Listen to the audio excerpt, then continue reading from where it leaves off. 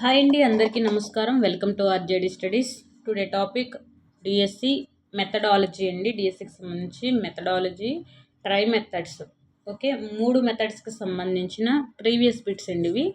వీడియోలోకి వెళ్ళే ముందు ప్లీజ్ లైక్ మీ. మన ఛానల్ని ఫస్ట్గా చూస్తున్న వాళ్ళు సబ్స్క్రైబ్ చేసుకోండి. ఈ వీడియోని మీకు నచ్చితే లైక్ చేయండి, అలాగే మీ ఫ్రెండ్స్కి షేర్ చేయండి. వీడియో చివరి వరకు చూడండి.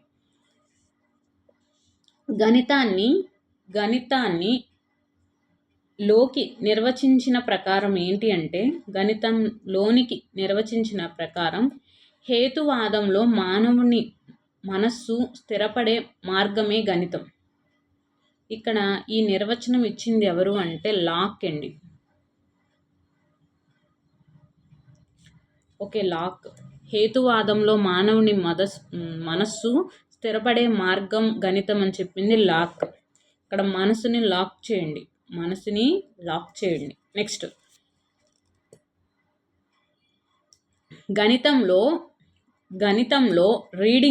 రీడింగ్స్, ఆటలు, పజిల్స్ మరియు వింత చదరాలతో సమస్యలను సాధించడం ద్వారా విద్యార్థులు ఆనందాన్ని పొందుతారు. ఇచ్చట పెంపొందించే విలువ కళాత్మక విలువ. గణితంలోని రీడింగ్స్ని, ఆటల్ని, పజిల్స్ని మరియు వింత చదరంగాలను సమస్యలను సాధించడం అనేది ఇక్కడ ఆనందం, కళాత్మక విలువ. నెక్స్ట్, విద్యార్థి సజాతి భిన్నాలకు సొంతంగా ఉదాహరణలు ఇస్తాడు అనేది అవగాహన. నెక్స్ట్ అండి, ప్రత్యేక అంశం నుండి సాధారణ అంశమునకు మరియు మూర్త విషయాల నుండి అమూర్త విషయాలకు అనుసరించే గణిత బోధనా విధానము ఆగమన పద్ధతి. అదే నిగమన పద్ధతి ఏ విధంగా అడుగుతారంటే, సాధారణీకరణాల నుంచి ప్రత్యేక అంశాల వైపుకు మరియు అమూర్త విషయాల నుండి మూర్త విషయాల వైపుకు అనుసరించే గణిత బోధన విధానం అంటే నిగమన. ఓకేనా, దీనికి ఆగమనకి రివర్స్ నిగమన. కాబట్టి బాగా గుర్తుపెట్టుకోండి. ప్రత్యేక అంశాల నుండి సాధారణ అంశాలకు, అలాగే మూర్త విషయాల నుండి అమూర్త విషయాలకు అనగానే మీకు గుర్తుపెట్టవలసింది ఆగమన పద్ధతి. కృత్యం యొక్క లక్షణము కానిది అన్నారు. కృత్యం అనేది ఆసక్తిని కలిగించేదండి, అవసరమైన సామర్థ్యాన్ని పెంపొందించేది, స్వయం అభ్యాసనాన్ని ప్రోత్సహించేది. కానిది అన్నాడు ఏంటంటే విద్యార్థుల స్థాయికి మించినది అనేది ఇక్కడ కాదు. ఓకేనా. నెక్స్ట్, ఎడ్గర్ డేల్ అనుభవ శంకువునందు చలనచిత్రాల కంటే అధిక అమూర్త భావనలను కలిగించేది. చలనచిత్రాల కంటే ఇక్కడ చలనచిత్రాల కంటే తక్కువ అంటే ఇక్కడ దృశ్య సంకేతాలండి. ఇక్కడ మీరు గుర్తుపెట్టుకోవాల్సిన కోడ్ ఏంటంటే చూస్తారు కదా, ప్రకన, ప్రక్షేపణ, దూసరే దుస. అయితే ఇక్కడ ప్రత్యేకంగా కనిపించేవి. నెక్స్ట్, కల్పితము, నాటకీకరణ, ప్రదర్శన, క్షేత్ర పర్యటనలు, ప్రదర్శితాలు, దూరదర్శను, ప్రకన, ప్రక్షేపణ, దూరదర్శనం వచ్చి అంటే చలనచిత్రాలు, రే అంటే రేడియో, ధ్రువ్ అంటే దృశ్య సంకేతాలు, షా అంటే శాబ్దిక సంకేతాలు. ఇక్కడ అమూర్తమైనవి అంటే మీకు ఇక్కడ ఇదండి, దృశ్య సంకేతాలు అనేవి అమూర్తమైనవి. ఓకేనా. ఇక పైన అంటే ఇవన్నీ మూర్తం నుంచి కిందకి అమూర్తం వైపుకు దిగుతాయి కాబట్టి ఇవన్నీ కూడా అమూర్తమైనవి. ఇది దృశ్య సంకేతం అనేది అమూర్తమైనది, పైనవన్నీ మూర్తమైనవి. నెక్స్ట్, కరికులం నిర్వహణ పద్ధతి కానిది అంటే ఆచరణాత్మక పద్ధతి అనేది కాదండి. ఏకకేంద్ర పద్ధతి, సర్పిలా పద్ధతి, శీర్షిక పద్ధతి. నెక్స్ట్, హంటర్ స్కోర్ కార్డును ఉపయోగించి గణిత పాఠ్యపుస్తకమును మదింపు చేయుటకు అత్యధిక పాయింట్లు మనోవిజ్ఞాన శాస్త్రమే ఆధారం అన్నదానికి 300 పాయింట్లండి. విషయానికి 250, పుస్తకం యొక్క భౌతిక రూపానికి 50, భాషా శైలికి 100. ఓకేనా. ఇప్పుడు అత్యధిక పాయింట్లు మనోవిజ్ఞాన శాస్త్రంకు 300. అదే ఇంకొక పేపర్లో అయితే తక్కువ మార్కులు అడగడం జరిగింది. తక్కువ మార్కులు అయితే పుస్తకం యొక్క భౌతిక రూపానికంటే ఇక్కడ 50 అనేది వస్తుంది. క్లియర్ అండి. నెక్స్ట్, హెర్బర్ట్ పాఠ్యబోధన నందలి చివరి 2 సోపానాలు అన్వయం, పునర్విమర్శ. ఓకే, ఒకసారి సోపానాలు డిస్కస్ చేద్దామండి. సన్నాహం, ఫస్ట్ది సన్నాహం. 2, విషయ విశదీకరణ, విశదీకరణ. అలాగే మూడవది వచ్చేటప్పటికి సంసర్గం. 4 అన్వయమన్న వినిమయమన్న ఒకటే. 5 పునర్విమర్శ. కొన్నాటిలో 6 కూడా ఉంటున్నాయి. ఓకేనా. హెర్బర్ట్ పాఠ్యబోధనలో చివరి 2 సోపానాలు ఏంటి అంటే ఇక్కడ అన్వయము పునర్విమర్శ. ఫస్ట్ సన్నాహం, విషయ విశదీకరణం, సంసర్గం, ఇంకొకటి సాధారణీకరణం అవుతుందండి. నెక్స్ట్ అన్వయము పునర్విమర్శ. ఇలా కూడా అడుగుతున్నాడు. హెర్బర్ట్ పాఠ్యబోధన సోపానాలు ఎన్ని అని అడుగుతున్నారు. 5, 6. ఓకేనా. సంసర్గం, సన్నాహం, విషయ విశదీకరణం, సంసర్గం, సాధారణీకరణం, అన్వయం, పునర్విమర్శ. క్లియర్. ఒక వృత్తాన్ని గీసి అందులో కేంద్రకము, వ్యాసార్థము, వ్యాసము మరియు చాపము గుర్తించుము. దీని ద్వారా పరీక్షించగల విద్యా ప్రమాణము ఏంటి అంటే ప్రాతినిధ్యపరచటము, దృశ్యీకరణ. నెక్స్ట్ హైడ్రోక్లోరిక్ ఆమ్లము నీలి లిట్మస్ను ఎరుపు రంగుకు మార్చును. ఈ వాక్యము యథార్థము. హైడ్రోక్లోరిక్ ఆమ్లం అనేది నీలి రంగును ఎరుపు రంగుకు మార్చును అనేది యథార్థము. నెక్స్ట్ ఇది యథార్థము, నిజమే. నెక్స్ట్ ఆర్యభట్ట రచించిన ఆర్యభట్టీయం నందు లేని భాగము దేశపాదం అనేది లేదండి. గణిత పాదము, గీతికా పాదము, కళాపాదము, మొత్తము ఆర్యభట్ట గారు రచించిన ఆర్యభట్టీయంలోని 4 భాగాలు ఉన్నాయి. గణిత పాదము, గీ అనేది గీతికా పాదము, 3 గోళపాదము, 4 కళాపాదము లేకపోతే కాళపాదము అని అంటారు. ఓకేనా. 4 పాదాలండి. గా, గీ, గో, కా. గా, గీ, గో, కా అని గుర్తుపెట్టుకోండి. గణిత పాదం, గీ అంటే గీతికా పాదం, గో అంటే గోళపాదం, కా అంటే కళాపాదం. నెక్స్ట్ విద్యార్థులు ప్రయోగ పరికరాలు జాగ్రత్తగా అమర్చగలిగారు. ఇది మానసిక చలనాత్మక రంగంలో ఈ లక్ష్యము అంటే హస్తలాఘవం. జాగ్రత్తగా అమర్చగలిగారంటే హస్తలాఘవ నైపుణ్యం. నెక్స్ట్ మొక్కలు రకాలు అను పాఠ్యాంశం బోధించుటకు ప్రయోగించే ఉత్తమమైన పద్ధతి ప్రకల్పన పద్ధతి. దీన్నే ప్రాజెక్ట్ పద్ధతి అంటారు. యూనిట్ ప్లాన్ నందు ఈ సోపానం విషయ విశ్లేషణకు సంబంధించినది. అంటే ప్రతి ఉప యూనిట్కు నిర్వచనాలు, పదాలు, భావనలు, ఉపభావనలు, సాధారణీకరణాలను విశ్లేషణ చేయడం. ఓకేనా. యూనిట్ ప్లాన్ నందు ఈ సోపానం విషయ విశ్లేషణకు సంబంధించినది. అంటే ప్రతి ఉప యూనిట్ నిర్వచనాలు, పదాలు, భావనలు, ఉపభావనలు, సాధారణీకరణాలను విశ్లేషణ చేయడం అనేది నీకు విషయ విశ్లేషణకు సంబంధించినది. త్రిమితీయ ఉపకరణాలకు ఉదాహరణ అంటే నమూనాలు. నెక్స్ట్ అండి నీటిని శుభ్రపరిచే దశలలో త్వరితగతిన చూపుతూ తీసివేసే రకపు చిత్రాలను చూపడానికి మంచి బోధనోపకరణము. నీటిని శుభ్రపరిచే దశలను త్వరితగతిన చూపుతూ తీసివేసే రకపు చిత్రాలను చూపడానికి మంచి బోధనోపకరణం ప్లానల్ బోర్డ్ అనేది ఇక్కడ చూపుతూ తీసివేసే రకపు చిత్రాలను చూపుతుంది. ప్లానల్ బోర్డు. నెక్స్ట్ ప్రయోగశాలలో ప్రమాదశాత్తు కంటిలో క్షారం పడినప్పుడు ముందుగా నీటితో కడిగి తరువాత క్రింది సూచించిన ఈ పదార్థం కడగాలి. సజల బోరిక్ ఆమ్ల ద్రావణము. ప్రయోగశాలలోని ప్రమాదశాత్తు కంటిలో ఏంటి క్షారం పడిపోయింది అనుకోండి. క్షారం పడినప్పుడు ముందుగా నీటితో కడిగి దాని తరువాత సజల బోరిక్ ఆమ్ల ద్రావణం వేయాలి. నెక్స్ట్ భూగర్భ జలాలపై అధ్యయనం చేసే సంస్థ ఏమిటి అంటే ఎన్జిఆర్ఐ. భూగర్భ జలాలపై అధ్యయనం చేసే సంస్థ ఎన్జిఆర్ఐ. నెక్స్ట్ సాధనా పరీక్ష నందు గణన సూచి దీన్ని సూచిస్తుంది. అంటే ప్రశ్న యొక్క సంఖ్య, జవాబు, ప్రశ్నలకు ఇవ్వబడిన మార్కులను బట్టి. సాధనా పరీక్ష ప్రశ్న సంఖ్య, జవాబు, ప్రశ్నలకు ఇవ్వబడిన మార్కులు. సాంఘిక శాస్త్రంలో హక్కులు, అభివృద్ధి, జమీందారీ వ్యవస్థ రద్దు అనే పాఠ్యాంశము ఈ వృత్తానికి ఆధారంగా రూపొందించబడిందంటే సామాజిక వ్యవస్థీకరణ అసమానతలు. జానపదులు, మతం అను పాఠ్యాంశమును పూర్తి అయిన తరువాత పూర్తి అయిన పిదప ఉపాధ్యాయుడు విద్యార్థులలో ఇతరుల ఎడల సానుభూతితో వ్యవహరించటం, ఇతరుల సంస్కృతి సాంప్రదాయాలను గౌరవించటం వంటి ప్రవర్తన మార్పులను గమనించాడు. ఇవి ఈ క్రింది విద్యా ప్రమాణం యొక్క ప్రభావాన్ని సూచిస్తాయి అంటే ప్రశంస, అలాగే సున్నితత్వం. ఓకే, సహానుభూతితో, ఇతరుల ఎడల సహానుభూతితో వ్యవహరించటం అనేది ప్రశంస, సున్నితత్వము. ఓకే,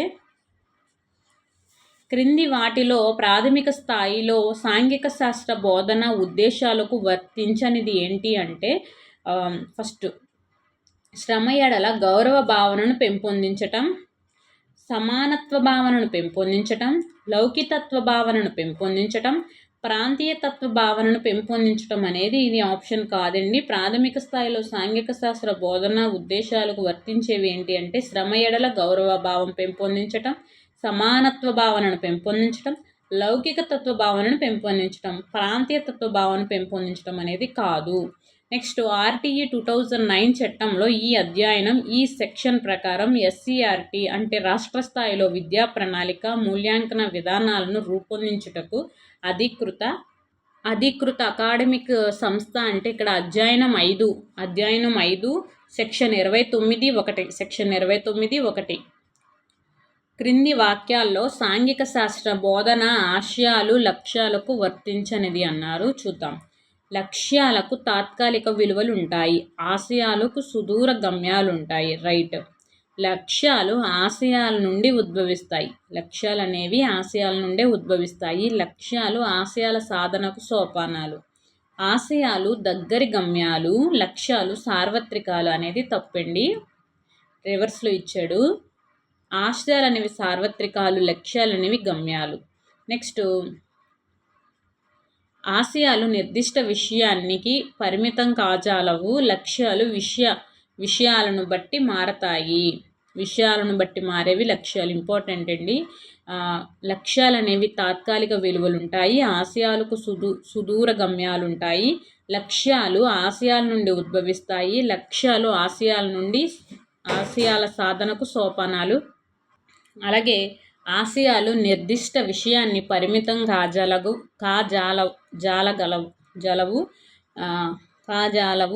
లక్ష్యాలు విషయాలను బట్టి మారతాయి. నెక్స్ట్, వీరి అభిప్రాయం ప్రకారం మూల్యాంకనం నిరంతర ప్రక్రియ. ఇది బోధనా లక్ష్యాలు ఎంతవరకు సాధించబడ్డాయి, బోధనాభ్యాసన అనుభవాలు ఎంతవరకు సాధించబడ్డాయి, బోధనాభ్యాసన అనుభవాలు ఎంతవరకు సమర్థవంతంగా ఇవ్వబడినవి అటువంటి వాటిపై తీర్పును చెబుతుంది. ఏంటండి అది? ఆర్ఎస్ఎస్ పాటిల్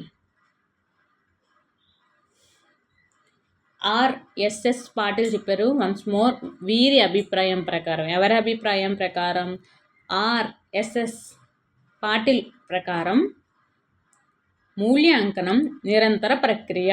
ఓకే, ఇది బోధనా లక్ష్యాలు అనేవి ఎంతవరకు సాధించబడ్డాయి, బోధనాభ్యాసన అనుభవాలు ఎంతవరకు సాధించబడ్డాయి, బోధనాభ్యాసన అనుభవాలు ఎంతవరకు సమర్థవంతంగా ఇవ్వబడినవి అనే వాటిపై తీర్పును చెబుతుంది. పోస్ట్ ఆఫీస్ అను పాఠ్యాంశాన్ని అర్థవంతంగా నేర్చుకొనుటకు ఈ బోధనా యుక్తి అత్యంత అనువైనది అంటే క్షేత్ర పర్యటనే. నెక్స్ట్,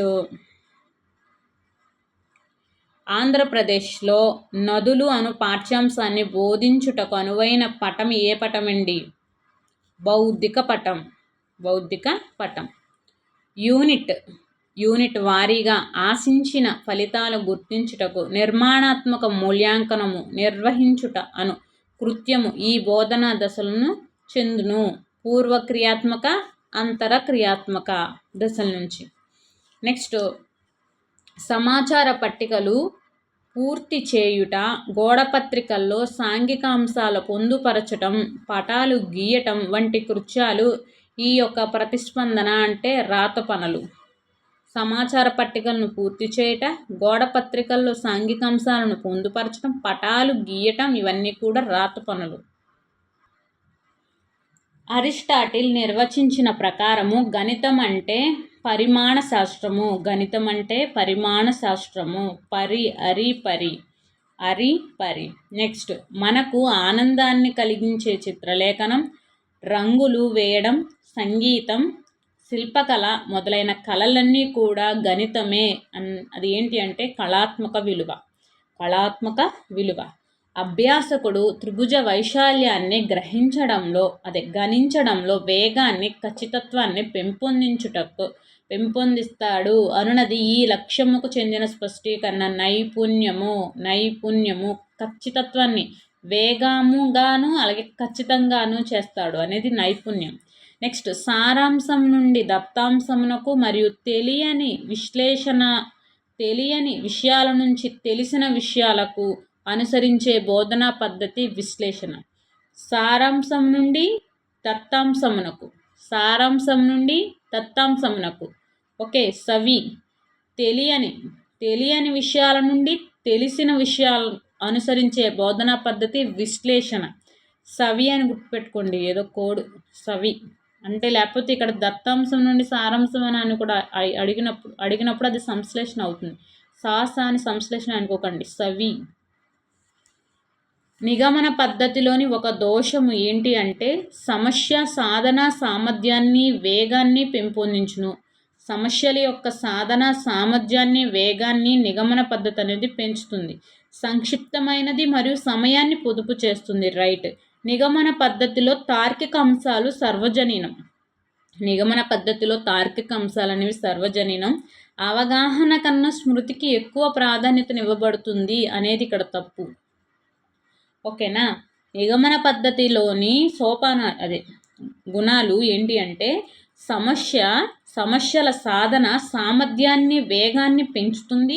వేగం పెరిగిందనుకోండి ఏమవుతుందండి, ఆటోమేటిక్గా సమయం అనేది మీకు పొదుపు అవుతుంది. నెక్స్ట్ నిగమన పద్ధతిలో తార్కిక అంశాలు సర్వజనీనం. నెక్స్ట్ గణిత పేటిక ఓబీబీ కిట్ నందలి ఈ సామాగ్రిని ఉపయోగించి దశాంశ సంఖ్యల సంకలనము మరియు వ్యవకలనమును సులభంగా బోధించవచ్చు అంటే పూసల చట్రం ఆధారంగా దశాంశ సంఖ్యల సంకలనం వ్యవకలనం అనేది పూసల చట్రం ద్వారా చెప్పచ్చు. కర్కులం అనేది నిర్మాణ సూత్రాలకు చెందని విలువ. కర్కులం అనేది క్రమశిక్షణ విలువ సూత్రము, సాంస్కృతిక విలువ సూత్రము, శిశు కేంద్రిత సూత్రం అండి. తార్కిక క్రమసూత్రం అనేది కాదు. క్లియర్. క్రమశిక్షణ విలువ అలాగే సాంస్కృతిక విలువ, శిశు కేంద్రిత సూత్రము. సన్నాహం మరియు పునర్విమర్శ అనునవి పథకం మొదట మరియు చివరి సోపానాలు. హెర్బేరియన్ నమూనా కాదండి, హెర్బటేరియన్ నమూనా అండి. హెర్బటేరియన్ నమూనా సన్నాహం చెప్పండి నాతో పాటు. ఫస్ట్ది సన్నాహం, దాని తరువాత విశదీకరణం, తర్వాత సంసర్గం, తర్వాత సాధారణీకరణం, తర్వాత వినియోగం, తర్వాత పునర్విమర్శ. వన్స్ మోర్, ఇందాక మనం డిస్కస్ చేసిన పేపర్లో కూడా వచ్చింది కాబట్టి ఇంకొకసారి చెప్పండి. సన్నాహం, విశదీకరణం, సంసర్గం, సాధారణీకరణం, వినియోగం, పునర్విమర్శ. నెక్స్ట్ అండి, క్రింది వాటిలో సరైన సమాధానాలను ఎంపిక చేసుకునే ప్రశ్నలు. ఇది సరైనది, ఇది సరైనది కాదు అనేవి మాస్టర్ లిస్ట్ రూపము. ఇగోండి మాస్టర్ లిస్ట్ ప్రశ్నలు ఇలా ఉంటాయి. క్రింది ప్రశ్నలకు సమాధానం రాయండి. ఓకే. ఈ సమాధానంలోనే ప్రశ్నలకి సమాధానం అనేది ఉంటుంది. ఈ ప్రశ్నలోనే సమాధానం అనేది ఉంటుంది. 4 యొక్క వర్గము ఎంతండి? 4 యొక్క వర్గము. నెక్స్ట్ 2 యొక్క వర్గము, 2 యొక్క ఘనము. అలా 6, 8, 5, 9 మరియు 3లతో ఏర్పడే అతి చిన్న 5 అంకెల సంఖ్యను రాయండి. దీని ద్వారా పరీక్షించగల విద్యా ప్రమాణం. కారణాలు చెప్పడం, నిరూపణ చేయడం. సూర్యకేంద్రక సిద్ధాంతం నందు వృత్తాకార కక్షల స్థానంలో దీర్ఘవృత్తాకార కక్షలను ప్రవేశపెట్టిన వారు కెప్లర్. సూర్యకేంద్రక సిద్ధాంతం నందు వృత్తాకార కక్షల స్థానంలో దీర్ఘవృత్తాకార కక్షలను ప్రవేశపెట్టింది కెప్లర్. కెప్టెన్ అండి, ఆయనకి ఇష్టం వచ్చింది చేస్తాడు. వృత్తాకార కక్షలో దీర్ఘవృత్తాకార కక్షలు పెడతాడు, ఆయన కెప్టెన్. ఓకే, గుర్తుపెట్టుకోండి. గాల్వనో మీటర్ను కనుగొన్న వారు ఆంపియర్. గాల్వనోమీటర్ను కనుగొనిన వారు ఆంపియర్. జ్ఞానాత్మక రంగం నందలి ఒక లక్ష్యము మూల్యాంకనం. జ్ఞానాత్మక రంగం నందలి ఒక లక్ష్యము మూల్యాంకనం. గ్రహించటం, ప్రతిస్పందించటం ఇవనేవి మీకు భావవేశ రంగము. సునిశ్చితత్వం అనేది నీకు మానసిక చలనాత్మక రంగం.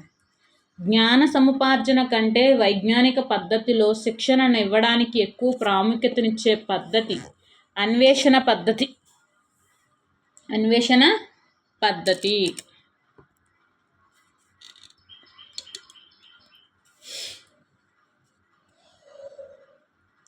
కార్యక్రమయుత అభ్యాసన పరిమితి ఏంటి అంటే ఇక్కడ చూద్దాం.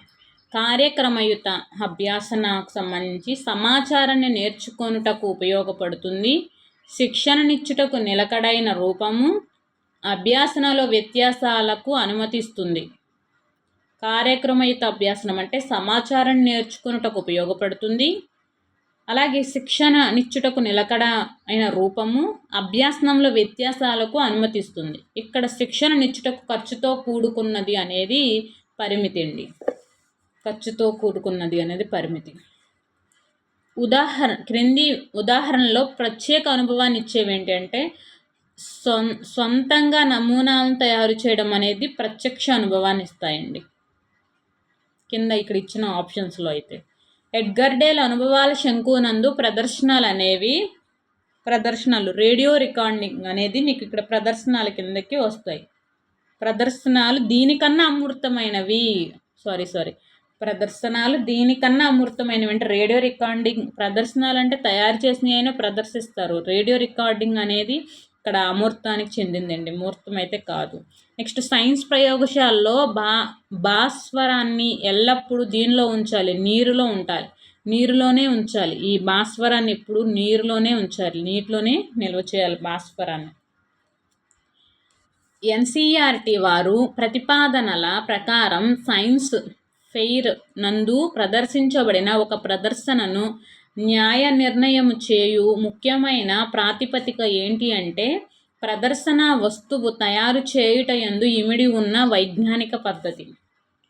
ఎన్సీఈఆర్టీ వారు ప్రతిపాదనల ప్రకారం సైన్స్ ఫెయిర్ నందు ప్రదర్శించబడిన ఒక ప్రదర్శనను న్యాయ నిర్ణయము చేయు ముఖ్యమైన ప్రాతిపదిక ప్రదర్శన వస్తువు తయారు చేయుటయందు ఇమిడి ఉన్న వైజ్ఞానిక పద్ధతి. గుణాత్మక విధానమునకు ఉదాహరణ ఇక్కడ నిర్ధారణ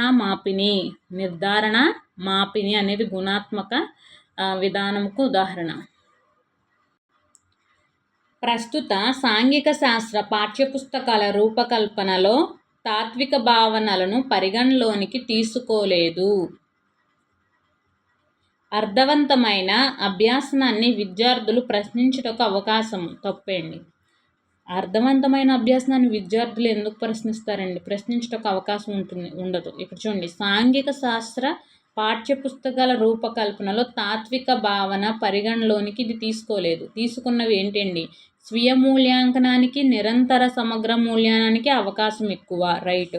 ఇతర సబ్జెక్టులతో అనుసంధానం, సమ్మిళిత విధానము, రైట్. ప్రత్యేక విషయము, కేంద్రిత ఉపగమము, ఉపాధ్యాయులు విద్యార్థుల మధ్య చర్చలకు అవకాశం లేకుండాట, నిజమే, అవకాశం అనేది లేదు. ప్రత్యేక విషయం ఉంటుంది, కేంద్రిత ఉపగమము, ప్రత్యేక విషయము, కేంద్రిత ఉపగమము, అలాగే ఉపాధ్యాయ విద్యార్థుల మధ్య చర్చకు అవకాశం లేకుండుట.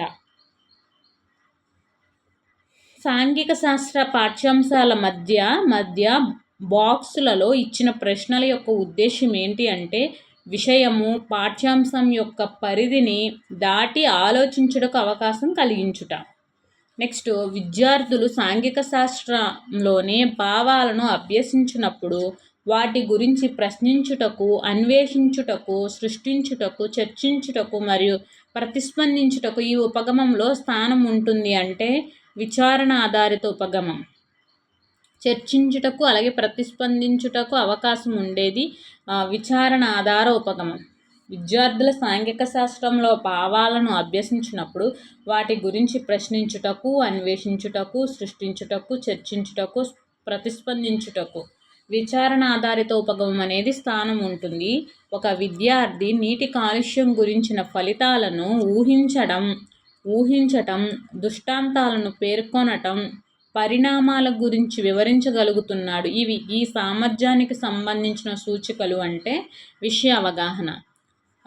ఇప్పుడు ఒక విద్యార్థి నీటి కాలుష్యం గురించి ఫలితాలు, అసలు ఫలితాలు ఏంటని ఊహించటం, దానికి సంబంధించిన ఒక దృష్టాంతాన్ని పేర్కొనడం, దానికి సంబంధించిన పరిణామాల గురించి వివరించగలుగుతున్నాడంటే దానిలో అతనికి ఒక విషయం మీద అవగాహన అనేది ఉన్నది అని అర్థం. నెక్స్ట్ సాంఘిక శాస్త్రం అనగా మానవుని గురించి భూత వర్తమాన భవిష్యత్ కాలాల్లో మరియు అతని చుట్టూ గల సాంఘిక బౌద్ధిక పరిసరాలతో అతని ప్రతిచర్యల గురించి అధ్యయనం చేసేదే అని పేర్కొన్న వారు ఎవరు అంటే జేయు మైకెల్స్.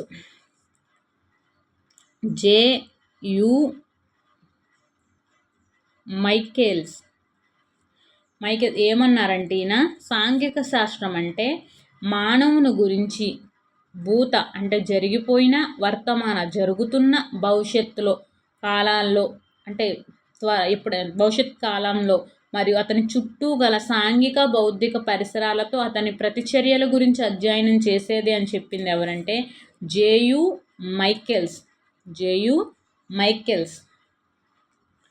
సాంఘిక శాస్త్రంలో భాగంగా ప్రాథమిక స్థాయిలో మానవతా విలువలు, సాంఘిక విలువలు సూక్ష్మ స్థాయిలో బోధించాలని సూచించినది యష్పాల్.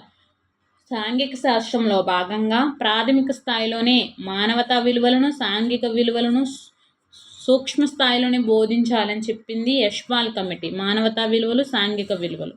సాంఘిక శాస్త్ర బోధనలో కంప్యూటర్లు, సమాచార వ్యవస్థ, ఆన్లైన్ సేవల వంటి వనరులను ఉపయోగించి బోధించడం ద్వారా విద్యార్థుల్లో ఈ విలువలు పెంపొందించవచ్చు. అంటే సృజనాత్మక విలువలు. సాంఘిక శాస్త్ర బోధనలో కంప్యూటర్, సమాచార వ్యవస్థ, ఆన్లైన్ సేవలు వంటి వనరులను ఉపయోగించుట లేదా బోధించుటనే సృజనాత్మక విలువ అంటారు. నెక్స్ట్ సరికానిది అన్నాడండి, చూద్దాం. పాఠ్యపథకం తయారీ అనేది ఆత్మవిశ్వాసాన్ని కలిగిస్తుంది అండి. రైట్. పాఠ్యపథకం తయారీ ద్వారా అనవసరపు పునరావృతాన్ని నివారించవచ్చు.